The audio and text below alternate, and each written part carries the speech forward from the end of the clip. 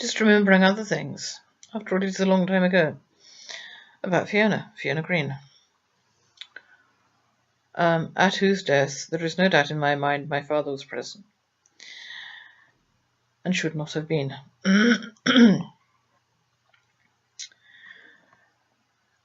Ellen suffered another loss that year, for a start. Her brother died on my daughter's birthday. The 14th of July. Ellen came from a very complex family, complicated family. She had stepsisters, half-sisters, half-brothers, half-sisters, and she had one full sister who died, choking, and this one remaining full brother to whom she was close. And he died in the same year as Fiona, on my daughter's birthday. Given all the criminal connections, I am not entirely convinced that it was coincidental that he died that year. There are so many reasons, and really I should still be doing this in book form, because you can explain your points so much more clearly that way, or I can anyway. All the connections that there are. Another thing that puzzled both Ellen and I, Ellen went over it endlessly. Fiona died at 19 Cranberry Avenue, more or less in the dead centre of Southampton. She lived in Millbrook, which was on the outskirts of Southampton, the opposite side of the city from me. I was also on the outskirts, but the eastern outskirts, whereas she was on the eastern outskirts, whereas she was on the western outskirts.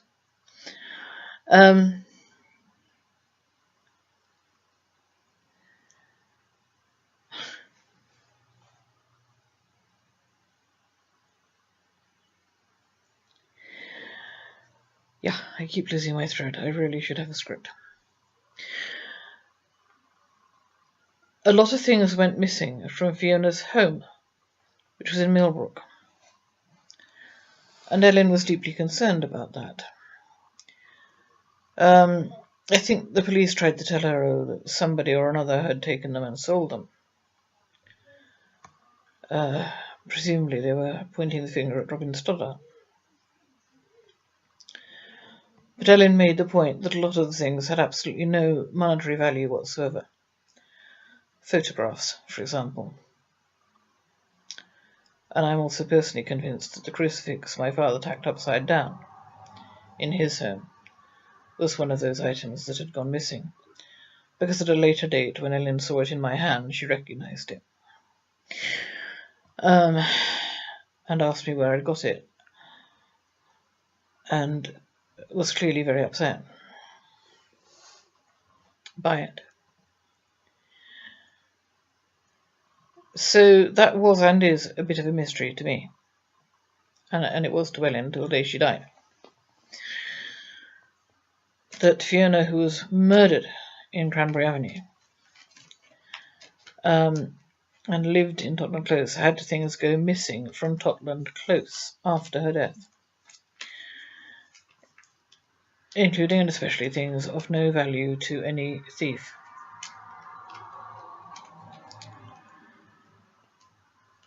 There was so clearly so much going on. And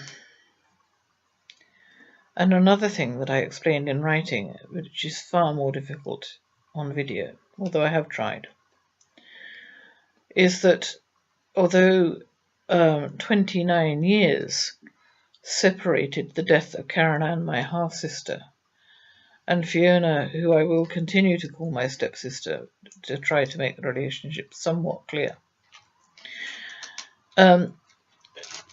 although they died 29 years apart, there were clear connections between them, apart from my father, the obvious one.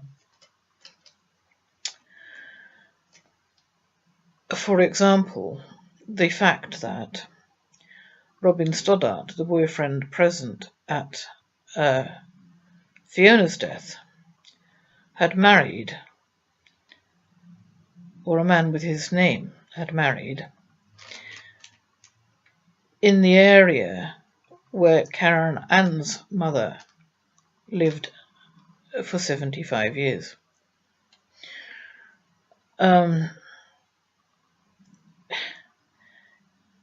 He had spent a lot of time in that area and also clearly knew my father.